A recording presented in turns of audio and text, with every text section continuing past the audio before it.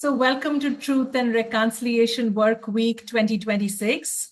Our theme this year is the partition of nations, exploring not only the political consequences of divided lands, but also the human, cultural, and ecological wounds that such divisions leave behind. Today, we turn our attention to the former Yugoslavia and the emergence of new nations, including Croatia. But rather than looking only at history and conflict, we ask a different question. Can regenerating the land help reconcile divided communities? I'm delighted to welcome a dear friend, Dr. Irena Ateljevic, a globally respected pioneer in regenerative development, and Danijel Batica, whose journey from intelligence and law enforcement to restoring land and community in Croatia embodies the possibility of profound transformation. Together, we'll explore how healing the soil, restoring ecosystems, and nurturing communities can become powerful, unexpected pathways toward reconciliation, reminding us that healing the soil and feeding the soul are ultimately one and the same journey. So with that, welcome Irena, welcome Danijel. Maybe Irena wants to give us a very quick context of where you are seated right now. Indeed. Thank you, Nilima, for your invitation and to be part of this amazing program that you've been running for quite some years. And it's so honoring to be part of that kind of a message we try to send to the world about indeed the truth and reconciliation that our divided world so desperately needs. So, quick context where we are. We are on an island where I actually grew up as a young girl. To be precise, opposite to the main island where I grew up. And we are in the Grove, Olive Grove, a little summer house that I inherited from my grandparents.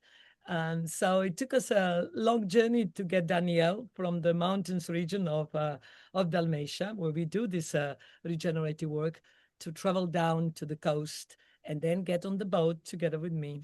And here we are seated now on one of those beautiful Croatian islands surrounded by the sea. So you will hear a lot of cicadas and the boats and the breeze. And I'm very grateful for the fact that Danijel took this long journey to be with us and to talk about what we do together.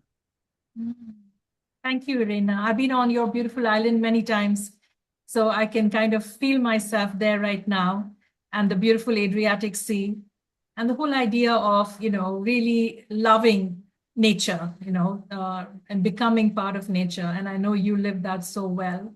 Danijel, maybe a few opening comments from you. How are you feeling coming into this podcast? What is it that is alive for you as you think about the themes we are going to discuss? I mean, I've been living now in Dalmatia for a little over a year, but I've been coming here for 22 years. And when I first came back to my father's birthplace, everything was destroyed. So the family home was without roofs, walls were trashed, the grass was 1 foot high or more.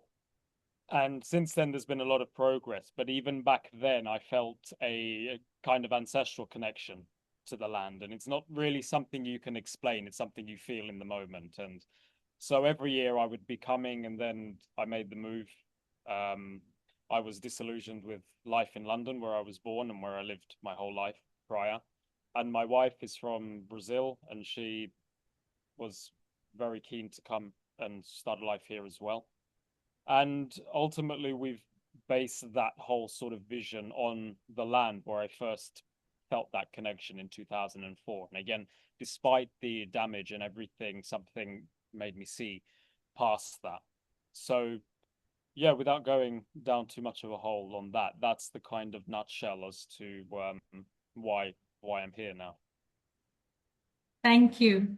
So let's dive right in, right? So Irena, you've often said that the regeneration begins with healing communities and relationships rather than solving problems. So what does that mean in practice? And how has that insight shaped your work? Yes, indeed. I mean, I also need to provide a little bit of the context that I returned back to Croatia now some 12 years ago. As I traveled the world doing my academic career and living in New Zealand and then Netherlands and partially in India, and realizing that I needed to come back indeed to my ancestral roots and to honor my grandmother's heritage. And being an academic and project manager, you receive a lot of different business models of regeneration and sustainability. I was teaching in marketing in university, top university for sustainability, about how we should sustain ecological system, you know, in which we live, and how to regenerate it as we kind of moved from sustainability to regeneration. And then you realize, once you come down to the ground of regeneration work, all these beautiful models of steps and how you do it, they don't work unless you really build relationships. And what it means, it's the trust, is this sense of community, it's the sense that you belong to the same kind of like-minded sort of perspective to life, and that you have a similar aspiration, and the love and the passion and understanding what it means to regenerate the land. So it's not something that is abstract. We all know that it's, I mean, I was never a farmer, you know, I mean, I was really an academic living in an urban life, and coming back to Croatia, and especially to the hinterland, where we are now doing the major regenerative work in terms of regenerating the agricultural heritage of this region, which used to produce so much of agricultural produce in terms of former Yugoslavia, how that now has been abandoned, and how do we engage with it? How do we rebuild the trust in the region that used to be populated by Croats and Serbs together, or mixed marriages, you know, what we called at that time Croatia-Serbian or Serbia-Croatian, as we lived in a very different national context. And so there's a lot of work to be done to rebuild the trust. And I find that by connecting back to the land, which takes me always then to a strong sense that I belong to Mother Earth, rather than this, what I call patriarchal national divisions that only serve certain interests and profits, which very much profit from these divisions and nation states, which basically, when you look at the history, they have been created only since Industrial Revolution for the purpose and service of the market economy.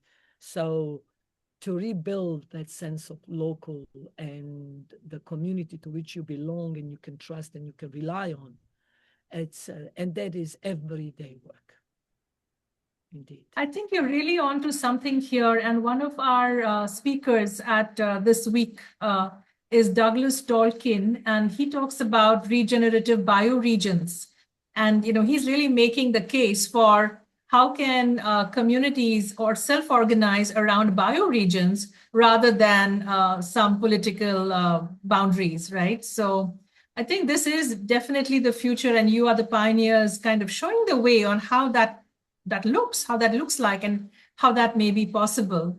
I have seen you personally, you know, on your land in Terra Meera, and you'll go and be getting eggs from the, you know, the farmers who have chicken next door, or then you'll be going and giving them something that you have produced. And then you'll just mention, by the way, oh, you know, this is a Serb family that stayed and didn't leave, you know, during the war, and or came back, or, you know, so I have seen you do this. And in my mind, as the outsider who comes, I mean, you all look the same. I mean, I can't see who is Serb or Croat or whatever, but there were also moments where I have come with you to some more public gatherings, and afterwards the conversation that I heard in the car was there was tension around these identities. And I remember thinking, wow, maybe this is what people think when they hear people from India and Pakistan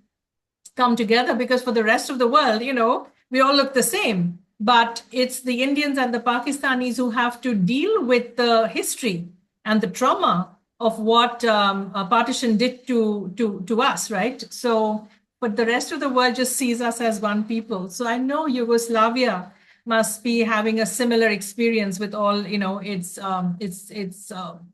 more recently formed states as a result. But let's go one level deeper. As a Croat and a Serb collaborator working together, the two of you, your partnership itself carries a powerful story, right? So, what has regeneration taught you about reconciliation that goes beyond politics, history, and inherited identities? So, maybe Danijel can speak to that. Sure. I mean, I'm somebody who's quite keen on history. I've read a lot, and I always am reading, and I'm rereading, and all the rest of it.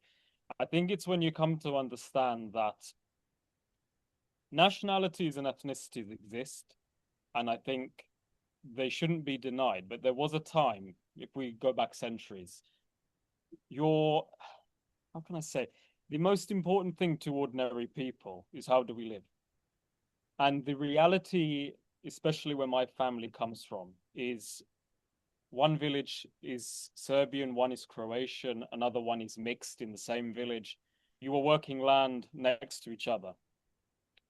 And I think in the context of the war, and rather the aftermath of the war, you are looking at whole areas, whole villages, which are desolate. The land hasn't been touched in now decades, at least decades, if not more, because even pre-war, people were moving away from the village into cities. And there's a kind of tragedy in that. But it only works when former neighbors start talking to each other again. And this for me is not a political point, whether you're this way aligned or that way aligned. It's a reality. Because there is always somebody who may be of your own ethnicity, or they might be from another, who has something that you need. And this is not in an opportunistic sense. This is how could I say? In what words could I put this? I'm thinking of, not to name villages, because for the audience it will be a bit it won't make so much sense. But it is everyday a necessity, in a sense that you really need, these are very isolated villages and places. And when I go to my neighbors, they were also happy that I regenerated the house where his uncle lived and died, and then I bought the land, that someone is there that they can call, and I take them, because they don't drive, and I take them to a doctor in the service town, and then I get some eggs from them, because I still don't have my own chicken. So it's an everyday necessity of living, indeed, localized life, because when you live urban life, then everything is in the supermarket. You don't need to know your neighbor. Here, I do need to know my neighbor, because then we need to connect to each other. And now, maybe that's what I can give a kind of anecdote where I'm living now. I have a piece of land which I need to how can I say? I don't even know how to speak in English sometimes. How would we say? Like, need to move the soil to be able to. We have plans to plant a load of immortelle and lavender and some other herbs, but I don't have the equipment for that, and I need somebody local who can come and do that for me. Now, my relative who was in the war on the Serb side had a friend from the next village who was Croatian, and at the time he was fighting on the other side. But I can watch this man come in a genuinely friendly manner, where there's no more animosity between the two guys, and he can sit there and very openly say, I'm happy to see you doing this here, as opposed to other people, and these people exist on both sides, of course, who may have this animosity to somebody like me coming from my heritage back into my ancestral land. But you can feel the warmth within certain people, and what that helps you to do is to block out that noise the people who might be hateful or so on. For other people, it's still quite difficult to listen to more and more. For me, it just goes over my head now. But it's this idea that somebody exists there who can help you. And that genuine nature opens you up to be able to helping that person should they need something or whatever it may be. And that's just how people used to live, because once upon a time, this wasn't even Yugoslavia. It certainly wasn't. It wasn't Serbia here, and it wasn't Croatia as it is now. It was Austria-Hungary. Well, neither me or this guy are Austrian or are Hungarian. We don't belong to that ethnicity who the Habsburgs belong to. So what did we do? We were very pragmatic back however many years ago, 100 years, more than 100 now. Yeah. And we worked on the local. It was a kind of pride for your local. And I have a friend who lives in my village, and again, he experienced the war as a young guy. And he said to a guest that we had from Scotland, a lady came to stay with us, and he said, "I am a patriot for this," meaning I'm a patriot for my locality. And what that doesn't mean is in the necessarily, not in the ethnic sense, but I want to see this prosper first and foremost. And I very much had this idea, you know, I'm not against people loving their country. I'm not against that. I think that's in the right way is good, but it's all pointless if you are ignoring your local. And I see that with a lot of people on both sides. It's the chest beating kind of mentality, but their village is completely neglected. Their ancestral land is neglected. There's nobody living there. The house is without a roof. The grass isn't even cut. And this to me is a kind of nonsense, you know. So there's a kind of going back to basics, as people would say in English, which people forget, and they want to focus on grandiose narratives. Yeah, that's a good one to put it. Yeah. Animosities. Wow. Yeah. Okay, this is opening so many wonderful avenues for conversation at some point. Maybe this is the right time, and kind of is a good segue. Maybe Irena can talk about, when people work together to restore soil, water, forests, or local food systems, something seems to change in the relationships between them as well, right? And what do you think shared stewardship, and why do you think such shared stewardship has such a powerful reconciliatory effect? Why? Why do you think it happens? And while you're saying that, do share about how it's not easy to get to reconciliation. You'll go through a lot of churn. Tell us about your Let's Go Local initiative as one of the pioneering efforts in this direction. Yeah, I think we have to also step one step back in a sense of what is now the general feeling, I think, collectively, is that we are getting very disconnected from each other, from ourselves, from the nature. So I think what is really helping us with this work is that we realize that this easy, comfortable lifestyle of going to a supermarket has lost its meaning. The food is not so good. You are importing all this food from Poland or South America. It just doesn't make any sense while your local farmers have no market to sell their produce. So kind of tapping onto that growing need that we actually acknowledge indeed the local again, but at the same time provide very concrete infrastructure how this connection can happen again, because that now after 40, 50 years of creating this consumer mindset, which just walks into a big supermarket because it has an easy parking access and gets everything in one spot because they are under the stress and pressure of work and children and this and that.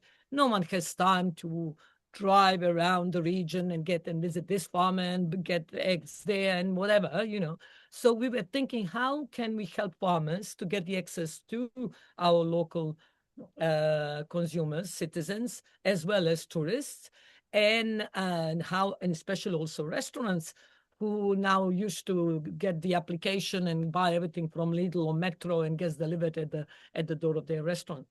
So now, in the last few years, the Šibenik County supported this project, what now also European Union is very much endorsing, what we call short food supply chain, where we are going for the 0 kilometers or maximum 100 kilometers distance to get the food to the door of consumers.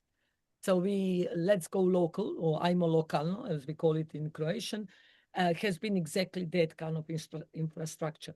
It's a digital platform where we provide farmers with the application where they can put up on the platform what they harvested the day before, so that the restaurants and the local citizens can see, order. There is an administrator who takes the orders, and then the food gets delivered.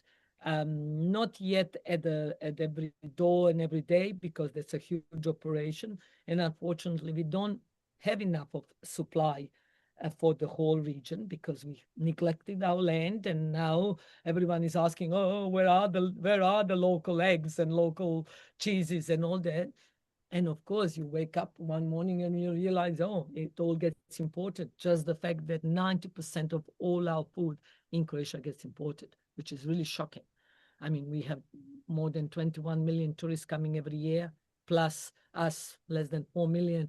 There's huge demand, and look, the demand is huge. It's absolutely huge. But and production is little. Let's say the authorities, they are completely uninterested. That's another rabbit hole. You can discuss why, yeah. But the fact is that they're just not interested. Yeah. However, there are those of us who are interested, and I recently we bought a load of fruit, well, some fruit, but mostly vegetables, from another member of our small community. Yeah. And there's no greater pleasure than when you see this produce. And then when this girl's father says to me that these potatoes can stay in the right environment for up to a year. And for me, somebody who's, I'm born in London, raised in London, for me, the fact that a potato can last a year without sprouting, without going bad, for me is unbelievable.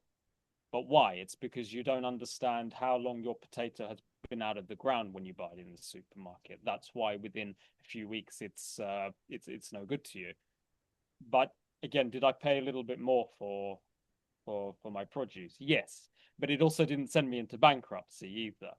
Now, I personally have this view: I'd rather pay some more to be consuming better produce and what I believe is healthier for me. I know what's gone into that. I know you are investing in your well-being and your health.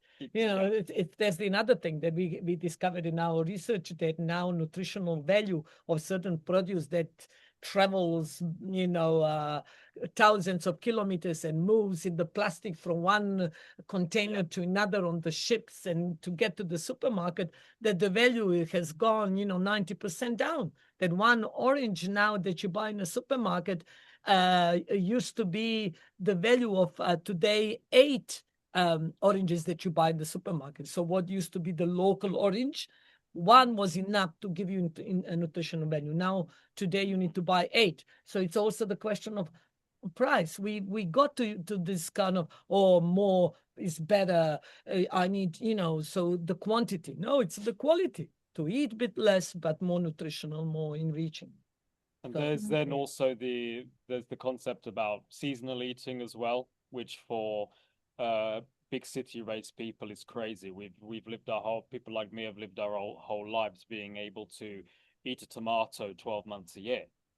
However, I mean, even if I'm only starting to like tomatoes, having eaten tomatoes here, because from the right sources, of course. In the UK, I mean, it's a tomato bought in December, and a huge supermarket company it's a horrible thing to eat. Yeah. You know from other places where you've lived, I'm sure, but yeah. There's a million examples, not to go into every one of them, but it's when you get that taste of the authenticity, it's hard to then go back. It's very hard. Yeah. So I missed one thing, the word I missed when you said someone doesn't care. You said who doesn't care? Daniel? I was talking about the government authorities. Okay. But Oh. then that point brings to me another thing where a lot of ordinary people, because of what I would say is their kind of conditioning, has caused them not to care either. Why are you paying more? Why? Yes. Just buy it here. Why are you driving? Buy here and pay more. It's a tomato is a tomato for a lot of people. A potato is a potato. A piece of meat is a piece of meat. Beef is beef. Pork is pork. Chicken is chicken. And then you realize, no, it's not. Not at all. From one place where I've now started buying my meat, I know where that meat is being raised. I know what it's eating. And if I want, I can go personally and verify this. But I'm tasting it in the product myself. Do I pay a bit more? Yes, but not a lot more. And now I'm in a situation, it's a complete no-brainer for me. And I think what you're trying to say, going back to your question on government authorities, it's a very controversial political subject here, because we really feel that indeed there is a state of mind by general population in terms of the food, but also the policies that have been consistent over the decades that have created this kind of situation. So when I was explaining this platform, we don't have only online kind of a web shop where people can order, but it was designed to be an educational platform, marketing platform, raising consciousness about certain things, creating some festivals or gastronomic events where people can come and taste the food and all of that. But I have to say that that was really well supported by the former regional authority at the time when I started the project. And then we got election last year. We got new people, because every 4 years when we have new local government, there is a change. And before that, it was an independent list. And this year this round is our major nationalist party, and they changed the people in the key positions, and now they took over the running of the platform, which is okay. The life goes on, and I would probably not be in the position to be running the platform all the time, but they decided to change the brand, the identity, because they needed to start everything from fresh, and then disturbing the continuity of the process. So it's I hope that it's going to continue, because some other people remained in the platform who worked before, especially my dear beautiful friend Branka from Kistanje, who is also a Serb and my great colleague and friend, who works as a director of the Rural Entrepreneurial Incubator in Kistanje, that is taking care of the logistics and operation. So she's trying to ensure that this continues, but the way how they handled the way, even though I am a Croat, it didn't make much difference the way how they dealt with the breakup, let's say, with the separation. So there are a lot of narrow-minded people in those authorities. We call them civil servants, but they do not behave like civil servants. They are supposed to serve the civil society, but they are just in their interest in their own individual ambition and egos and their own territory, and so again, I'm on the path as Danijel. I don't want to hold the grudge and to kind of be in this animosity. I let it go. But then out of all that, you see, talking about building the trust and the relationship, when you work in the authority, you don't have in your job from 7 to 3 to go around and build that. They don't do this, but I was doing it. So now out of that, we have created our next community that is only ours, that we don't have this big structure and all of that, but we support each other in different initiatives, and we are sure that we will create, because these type of platforms and projects can only sustain and stay if people are in it with the absolute full commitment and vision, integrity, and understand how important it is. If it is just for the formality or just to gain market access or this and that, then as soon as the project doesn't work, people give up and leave. What you're talking about is a very real and lasting and radical inner transformation, inner shift, right? And when I didn't hear as to who doesn't care, I was thinking it's, you're talking about today's young generation or today's urban people, or, because the truth is there are so many people out there who simply haven't woken up, right? Who are still in this old, go to the supermarket, buy it, be convenient, and, so many people still asleep in that sense. So therefore, that brings me to, I'm curious about, Danijel, your story, right? Your journey from intelligence and law enforcement in London to regenerating land and community is unusual, right? So, just a little bit about what inspired that transition. What have you discovered about the relationship between inner healing and healing the land? I think there's a lot of tangents. I'll have to try and narrow it down a little bit. But in my career, I came to know about lots of things, all kinds of things, mostly bad, if I'm being honest with you. And this is the world of mostly serious and organized crime, leaning into other very dark and dirty things that happen in the world without going too much into it. But you understand the sort of the evil that exists. And although my work wasn't but focused on the Balkans, former Yugoslavia, I ended up understanding a lot of things about the region as well. And the way that a lot of groups who are now very serious organized crime groups during that time were partially fighting each other, partially doing business with each other. And now that the war's over, they have dispersed partly into politics, partly stayed in organized crime, and they are in full collaboration with each other now. And this is crosses over into political corruption, which is something that I'm seeing, and I'll leave it there. And so you kind of just want to draw back from this, and you want to become, you crave simplicity. And then it starts to make you think about the industrial scale of the world in various different industries, not just food and agriculture, but it extends into different things. And it makes you just want to withdraw from a lot of these sort of artificial, I lose my words when I'm talking sometimes, but this sort of artificial world, let's say, it's you want authenticity. It's something me and my wife are very big on, and we want to slowly. You can't make these changes overnight, especially when you've been accustomed your whole life to a certain system.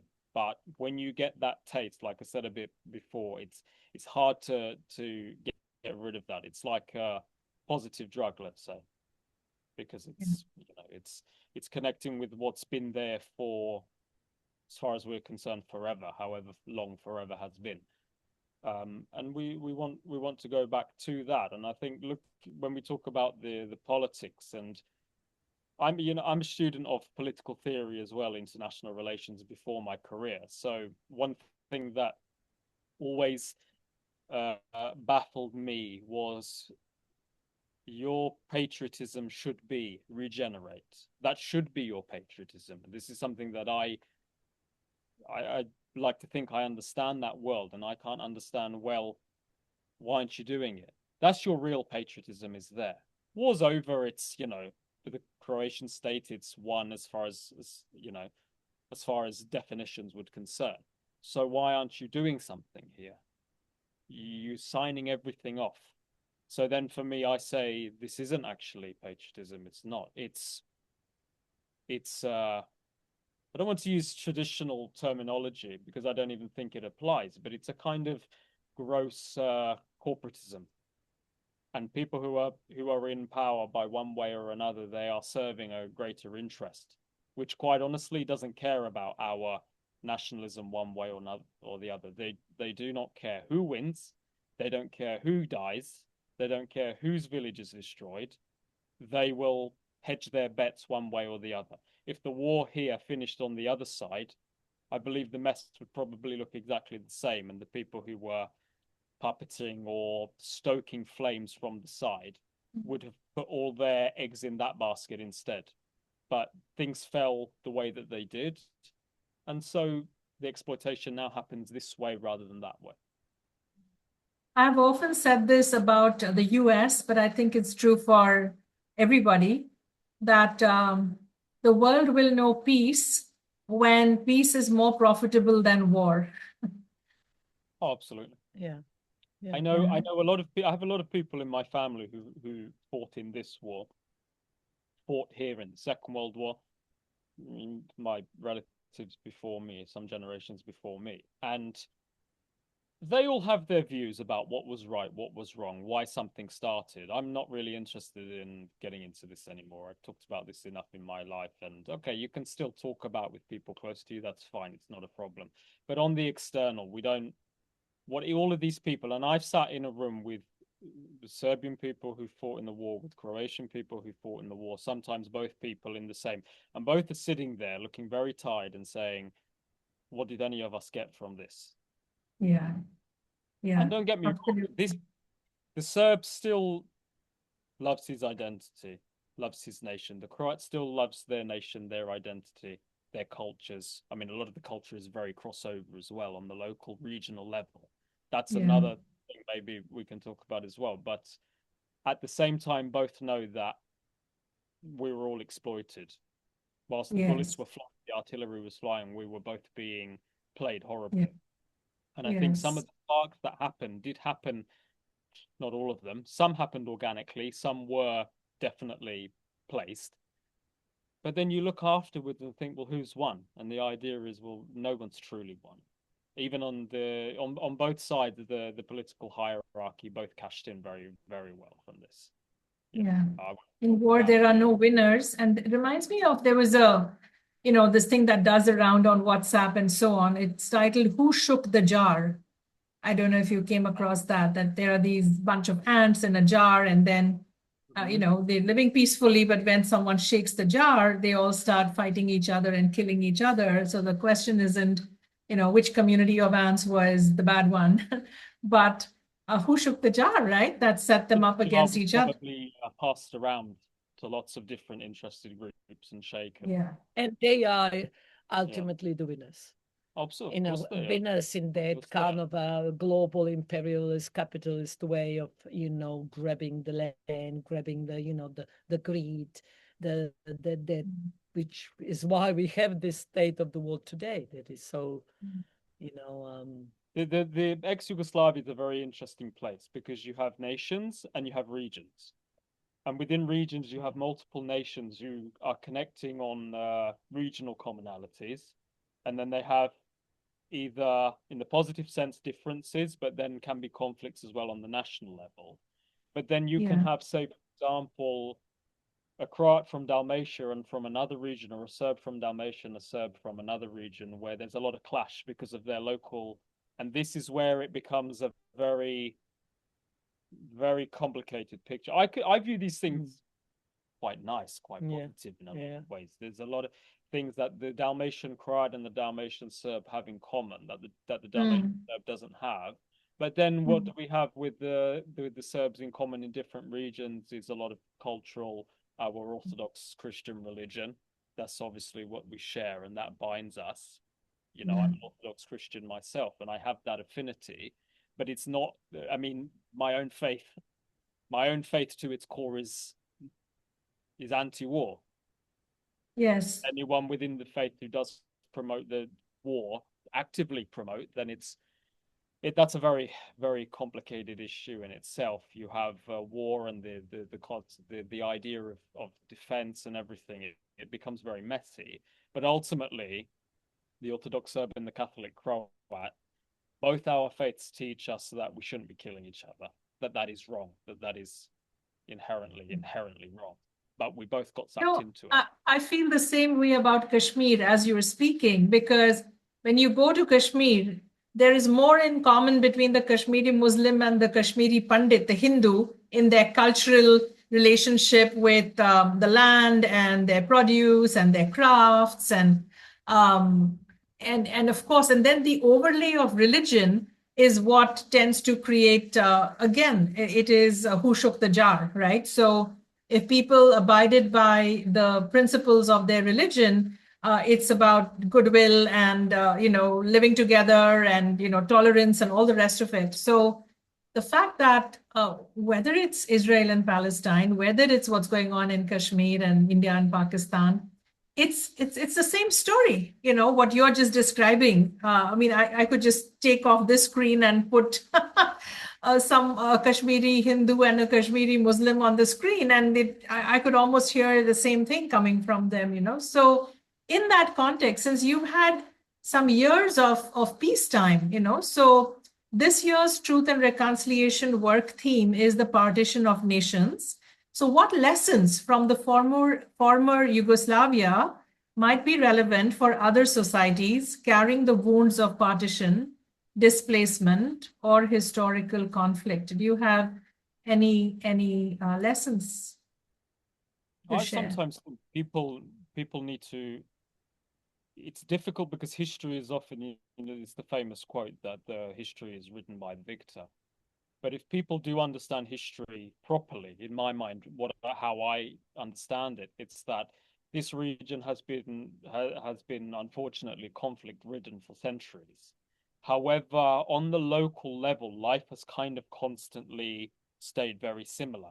We're in a different age now. This, I think, to borrow a term, the globalist times have made things very much faster on steroids, if you like. So whole populations have moved or been moved depending on the event and consequence. And the sort of hyper-industrial era has made people move permanently very far away. And I think previously, in previous centuries, that was a little more difficult. But I think if people understand what actually was here before, and that states have changed, authorities have changed, empires have changed, but a lot on the local level stayed the same. I think if we understand that might, at least on some scale, it can ground people a little bit more to understand what's happened has happened. But what's in we have mutual interest. The Serb and the Croat has a mutual interest there, and it's about living, and it's about. And especially when you've been to this region yourself, you can see what natural beauty this is. That even it's such a vile thing that this has been bombed by various people and by its own people and trashed. And there should just be a mutual feeling to protect it and try and create a bit of a gap between the political and the local life. It's easy to go off on tangents on this sort of thing, but it seems like a commonsensical thing. And I don't want to pretend that somebody's ethnic national background doesn't exist. I'm not for that. I want people to love their culture, but I think everyone needs to be able to love their own and still, we used to invite I know from older generations telling me, people used to invite each other to their own religious, cultural gatherings, celebrations, and people would come and would enjoy. It's not theirs, yes. But the neighborly invitation was always appreciated before. Yeah, and I think what Danijel is saying in terms of this, sort of national pride versus local life, and it's really what he's talking about is revealing complexities that often is simplified in political circles. You are Serb, you are Croat, and then that's how we get divided. While when you kind of start to understand that this is all about indeed everyday life and the sense of community and protecting the land, which is the core of regeneration, then life becomes much more sort of peaceful and localized because we take care of the land. It's so easy to be politically discursive about patriotism, as you were saying. If you love your country so much, why don't you buy local produce? Why don't you make an effort for it? Why don't you protect that piece of land? Why are you selling all your land now to foreigners, which is your ancestral heritage? So what is really their nationality? Nationality should be loving your land. It starts at the local level in my Starts at the local level. And it doesn't matter for me if you are a Serb or if you are a Croat. Yeah. You know, my family in this region is, from what we know, is at least 500 years in the area that my family is from. That's what we believe. Obviously, knowing every detail is quite difficult, but 500 years is a long time. A lot has changed, but we have remained there. And I think that I don't understand this sort of neglect for your doorstep to, I don't know, for rhetoric, let's say for rhetoric's sake, but you're completely, where your ancestors, your grandfathers, great-grandfathers, great-great-grandparents lived, worked, existed, why you neglect that, why you turn your nose up to that. There's a big, with both Serbian and Croatian communities, there's a lot of chest beating in the diaspora. And a lot of them, not true, for a lot of them do come and spend their holidays. And I don't expect everybody to make the move like I have done. Everybody's individual circumstances are different. But a lot of people will go and spend their money in other places, and often not even appreciating the local of those places, be it Greece, be it Turkey, be it somewhere in the Far East, I don't know. And I'm all for people traveling and visiting places. I'm all for that. But when I see with some people the level of neglect for where their existence has come from, it's a kind of paradox for me. I don't understand it. Yeah. And so, it's been such a beautiful hour, and the time has just flown. But yeah, Irena, finish your thought. And then I have a last question to close us out. So how can we take what you have learned to other places that have gone through ethnic cleansing of one population just having been taken out, and then they finding it difficult to come back? But what can bring them back? Because until they come back, that land will not be healed. Right. And those wounds will continue to fester and just show up in different ways. And that land will never know peace. Right. So, yeah, maybe close us out with that, Irena, from going past these political issues, how can we turn it, if every community in the world were to begin with one simple regenerative practice that could help heal both people and place, what would you invite them to do first? How can they begin their journey back to their local identity? Yeah, that was exactly my thought that I wanted to follow on Daniel in terms of this importance of local and the building of sense of community. The reason why we sit next to each other as a Croat and a Serb, living in the region that was very much at the center of the conflict, is because we do care for the land. We are connecting at that level of true care, integrity, and appreciation, as he said, authentic life, real life. I mean, both of us lived very much cosmopolitan global lives, traveled around the world, lived in urban environments, and learned how we are getting more and more disconnected from who we are, from indeed healthy life and well-being, and the madness that is going on around us. That is, the whole global world is created to disconnect us from ourselves.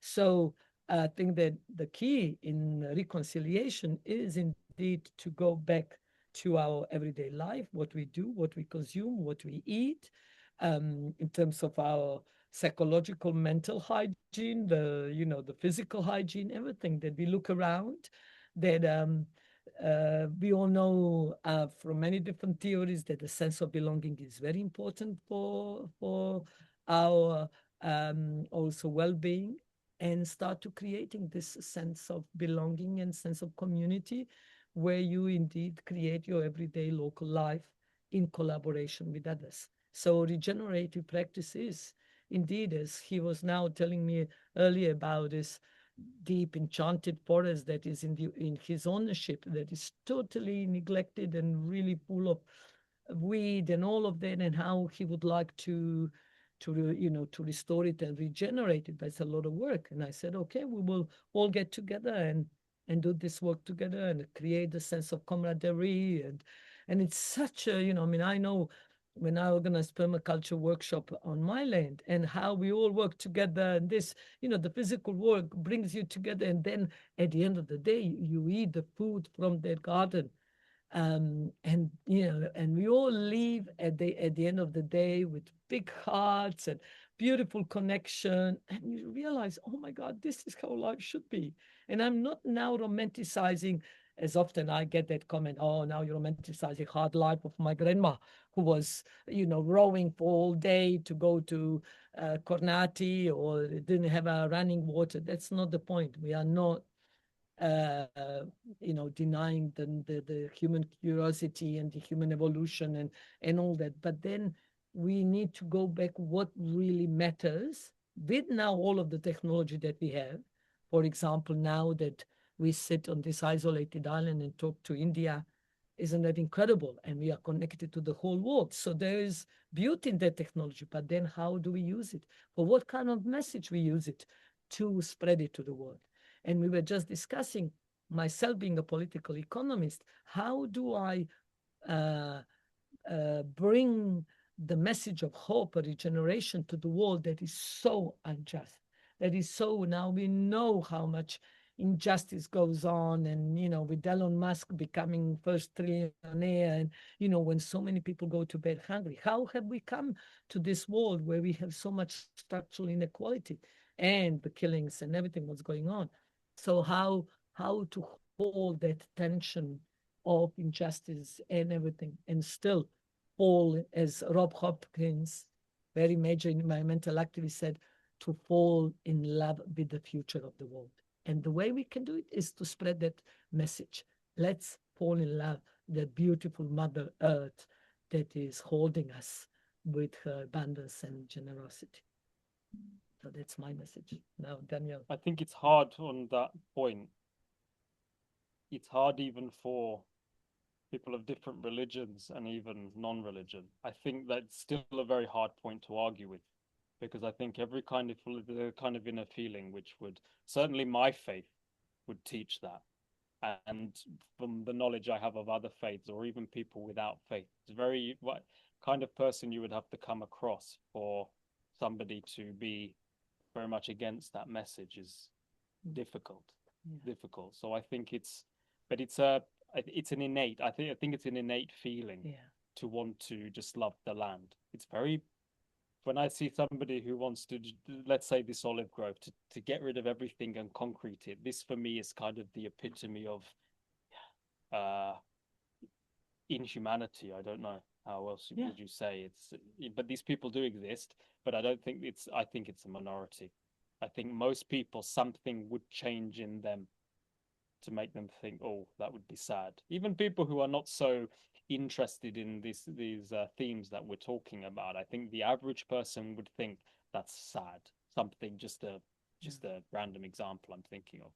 So I think it is a way to, even with the differences people have, the faith differences, national, ethnic differences, I think that you can find a common understanding with different people just by discussing land and bringing some kind of hope into what it can be and what it should be, and I think at least on some level will be. I'm sensing a change with my generation, especially those of us who have experienced that very busy, what I would feel is toxic, that toxic sort of lifestyle. I felt suffocated in London myself. Even I was born, that's all I knew, I was born there.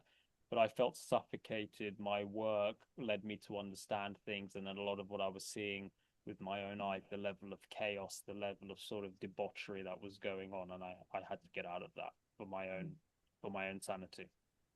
But we've done that, thankfully, and it's slowly we're making our moves. It does take long. It is a long process. It's a lot of hard work, and it's patience. It's not even a point of just working hard and getting it done. It's a lot of patience involved.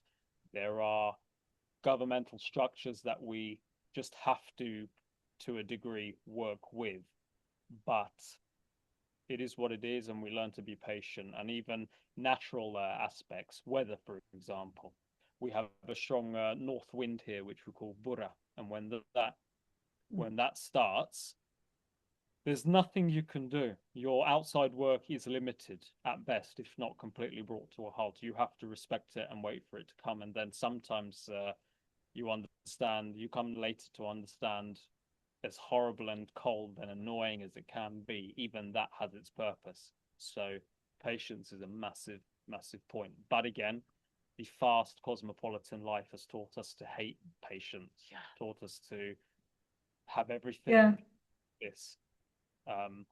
But that's not natural. That's not normal. At least in everyone's. I know people have different concepts of what normal means, but for me, it's artificial. So, it warms my heart to hear people like Danijel, the younger generation than you and me, Irena, and perhaps this is what the world really badly needs at this time. There's a quote from Sri Aurobindo that I will paraphrase, that a fire has come and gone, a few have caught flame and risen to greater life.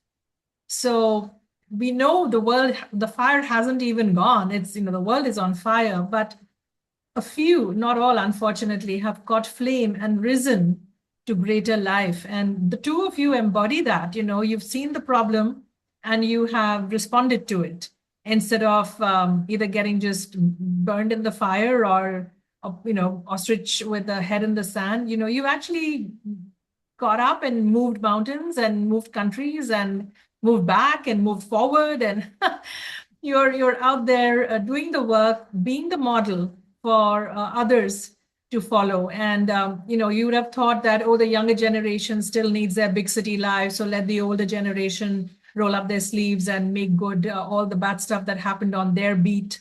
So when I see people like Danijel, I feel happy. And we need to close this because we're on the end of our time. But it's been I know there's so much. There's so much. You would call it a psychological prison, which a lot of people are still trapped in. By no fault of their own, that's their conditioning. But it just takes a few of us, I think, to make that jump. And I'm not being boastful about this, that we are brave. It's just a chance that we've taken. But I think you do need to help other people see this is not crazy. This is not stupid. Yes. It's doable. It can be done. So yes. So when this recording goes up on social media, please do share links to your work and case studies and things that people can see, the work on the ground, and the fact that you are succeeding, that these good news stories are very important to be shared. So we can add the links to all the, when we socialize this recording. All right. Succeeding despite all of the challenges. And sometimes we feel we don't, but that's what this work is all about.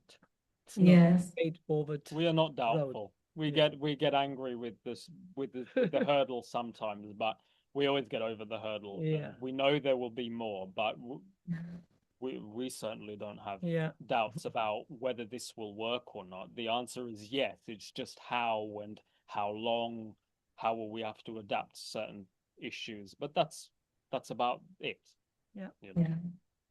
So, thank you so much, both of you. You covered a lot of ground, and I almost wished I was taking notes, but thanks to AI, we have a note taker.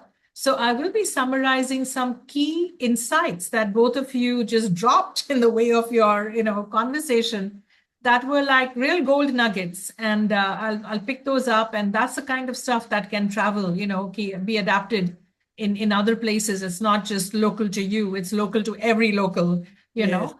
Yes, So, and we didn't prepare. It was just, he came to the island, you know, half an hour before this interview, and we knew what we would talk organically and naturally. absolutely. So Yeah. thank you both. May the force be with you, and keep on keeping on. Thank you. Right. Thank you. Thank you so much. Ciao. Thank you.